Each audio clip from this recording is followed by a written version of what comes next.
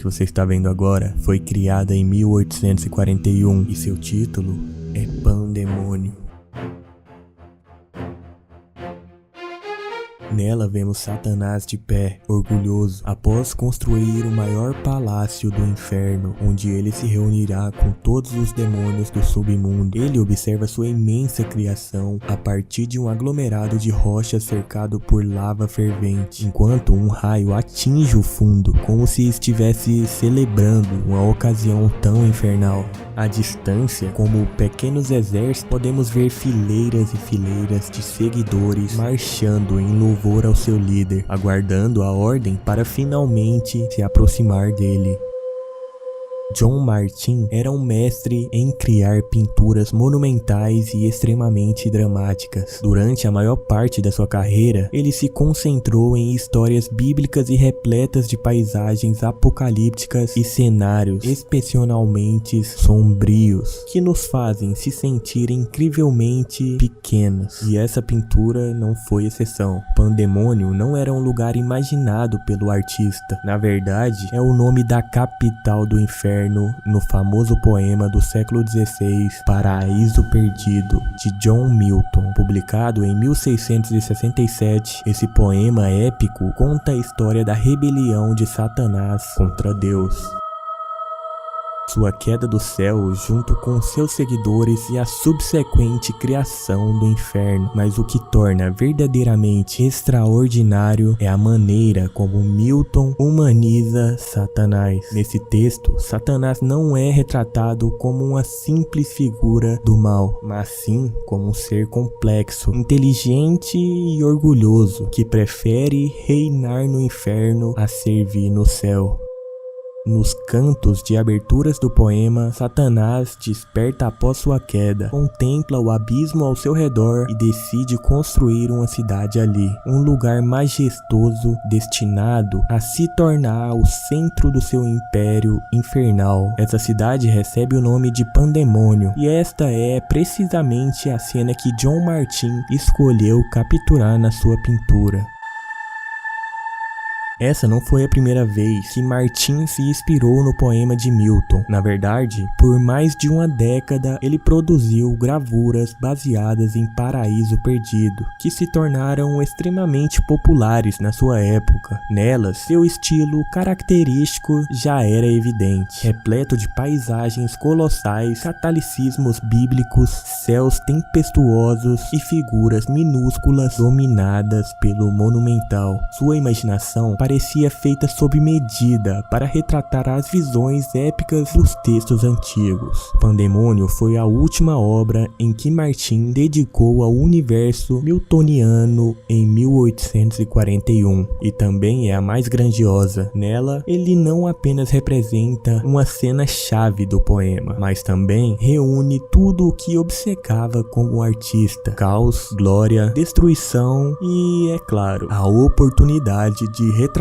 tudo isso em uma escala gigantesca, como se o espectador estivesse testemunhando o próprio apocalipse. Agora, embora a inspiração para essa obra venha de uma visão puramente fantástica, sua arquitetura não é totalmente inventada. Na verdade, se olharmos com atenção, a estrutura geral do edifício no centro da cena se assemelha fortemente ao Palácio de Westminster, o mesmo que hoje abriga o Parlamento Britânico. E isso não é coincidência. John Martin estava vivendo em Londres quando o novo edifício começou a ser construído após o incêndio de 1834. Toda a cidade estava ciente do projeto, e o design em estilo neogótico proposto por Charles Barry se tornou um grande tema na paisagem urbana. Martin, como um artista profundamente interessado no monumental e no dramático, encontrou nessas estruturas reais a inspiração perfeita para imaginar a capital do inferno. Quando você coloca ambos os edifícios lado a lado, as semelhanças se tornam impressionantes no ritmo das colunas, na geometria de fachada e, é claro, na grandiosidade geral. A diferença mais notável é que na parte inferior do edifício, Martin adicionou uma série de arcos que elevam toda a estrutura acima de um rio e de lava fervente. E na fachada, se você olhar com cuidado, pode ver figuras esculpidas de serpentes enroladas, dando-lhe uma transparência muito mais sombria. Porque afinal não estamos olhando para uma construção humana, mas sim para um templo infernal. Quanto ao rio que flui sob a cena, não é apenas um elemento estético. Essa corrente incandescente é uma representação simbólica e bastante direta do rio Tâmisa como existia na década de 1840. Naquela época, o rio era uma genuína ameaça sanitária à população. Londres enfrentava surtos constantes de cólera e suas águas estavam tão contaminadas por resíduos humanos e industriais que o cheiro podia ser detectado a vários quilômetros de distância. Era literalmente um rio fétido e perigoso. Mas o mais interessante é que anos antes de pintar Pandemônio, John Martin havia proposto um ambicioso plano de infraestrutura para limpar a cidade, uma rede de esgotos e de canais que poderia prevenir muitas doenças que depois devastariam a população. No entanto, ninguém levou a sério e a proposta foi rejeitada. Então, Martin, provavelmente frustrado, decidiu transformar o problema que não foi autorizado a resolver em uma visão do que o próprio inferno poderia se tornar com o passar do tempo.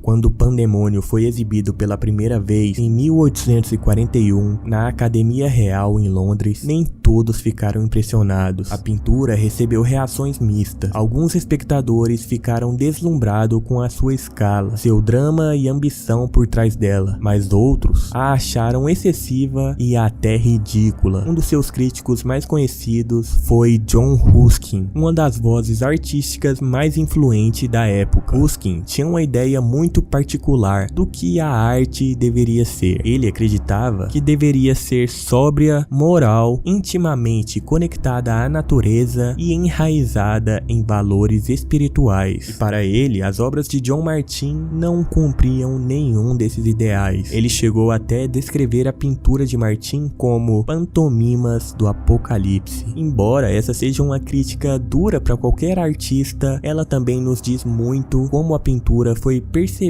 em sua época. Pandemônio não se encaixava de forma alguma nos padrões tradicionais. Era grande demais e escandalosa demais para muitos gostos acadêmicos. Mas, na minha opinião, é precisamente aí que reside o poder dessa pintura. Enquanto outros artistas visavam representar o divino, o belo ou o realista, Martin escolheu, em vez disso, retratar o caos e a destruição. Agora, além de tudo o que vimos até agora, há um elemento que ainda eu não mostrei a você e que torna essa pintura ainda mais incrível e a eleva a uma verdadeira obra-prima. E esse elemento é sua moldura. John Martin também projetou a moldura. Sua ornamentação é esculpida com serpentes, dragões e criaturas fantásticas que visualmente continuam o horror que se desenrola dentro da cena. Parece que a pintura não consegue conter tanta escuridão e ela começa a transbordar para fora. Esse detalhe, que muitas pessoas não conhecem, mostra o quanto Martin concebeu sua obra como uma experiência completa e imersiva. Hoje, Pandemônio faz parte da coleção do Museu do Louvre, em Paris, pendurado em uma galeria ao lado de outras obras do século XIX, mas infelizmente não recebe muitas atenções. Poucos visitantes param diante dela e raramente aparecem em listas ou tours recomendados, o que é quase irônico, considerando o quanto essa pintura comunica e não apenas sobre o passado. Porque além de sua inspiração literária, Pandemônio também pode ser lido como uma crítica moderna da arrogância urbana. Martin observou sua cidade se erguer sobre fundações doentes e a retratou como o que temia que se tornasse uma versão moderna do inferno.